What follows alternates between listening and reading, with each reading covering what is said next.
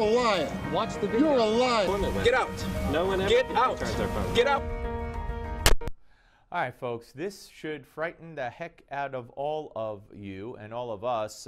Welcome back to the show. Before we explain that, we want to hear from you. Do you believe President Obama is handling Islamic terror properly? We want you to vote. Go to newsmax.com/polls, newsmax.com/polls, and vote right now. Martin Mawyer, president of the Christian Action Network, author of Twilight in America, The Untold Story of Islamic Terrorist Training Camps Inside America. There it is on your screen. Martin, great to see you, sir. Thanks, Steve. Thanks Good to be for here. coming in. All right. We know, we hear about homegrown terrorists. We hear how they're radicalized on the internet and in prison, etc.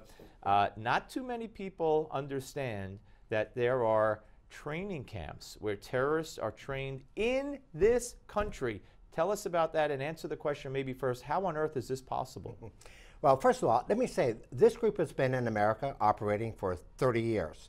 And although most people are unfamiliar with them, they are familiar with Wall Street Journal Daniel Pearl.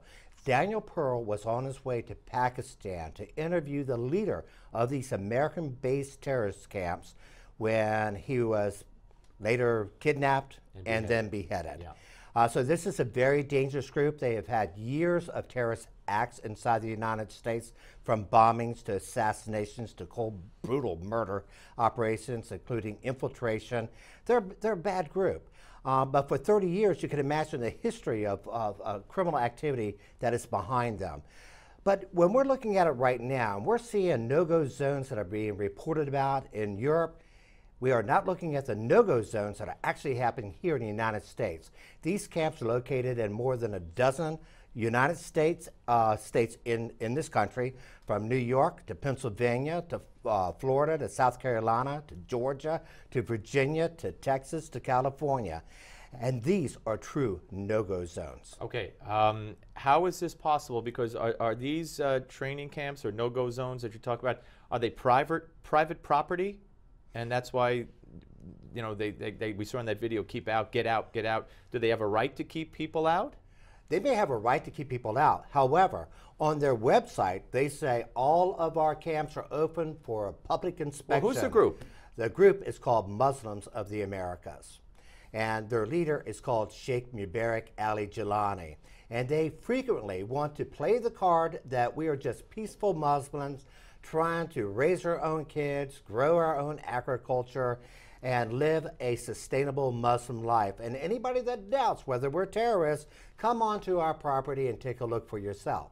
And you can see from that video, we put it to a challenge. We try to go onto their property and say, okay, tell us, what are you about? And you can see anybody, when they go on, first words are armed guards, armed guard check, gates, security guards, people to hit you with a cane if you come on board. How many camps, you mentioned a bunch of states, how many camps do you estimate there are? There are about 22 compounds, camps inside the United States. And how many people are we talking maybe total? Are we talking 1,000? Are we talking 10,000, 100,000? Sheikh Jilani says he has 15,000. Okay. Our guess is anywhere between 2,000 and 3,000. Okay, 2,000 and 3,000. How, if they've committed crimes in the past, I'm not doubting you, I'm asking the question, if they've committed crimes based on training they've gotten in those camps, how come the authorities haven't shut those camps down? Well, they did shut one of the camps down in Colorado, in Buena Vista, Colorado.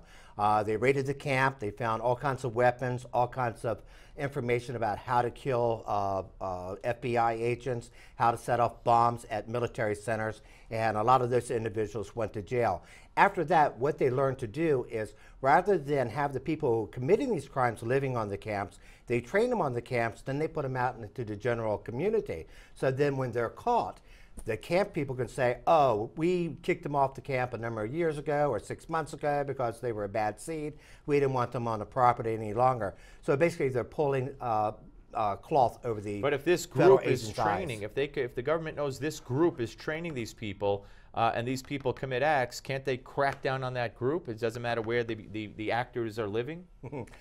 Strangely, every time I talk to law enforcement, they can't crack down on the particular group itself. They can only crack down on individuals that are arrested inside the group that are committing these crimes. Wow. Twilight in America, the untold story of Islamic terrorist training camps inside America. A must-read, ladies and gentlemen. We have to understand the threat, the scope of the threat, who the threat is and what they are. And I'm not saying this is the only threat by any means, obviously, but it's certainly a part of the story. Thank you very much for being here. Thanks, Steve. And we'll speak to you again, I am sure. All right, ladies and gentlemen, we're going to come back, and we're going to be joined by Australian writer and commentator Bernard Tutunji. And we're going to continue our conversation. Don't go away.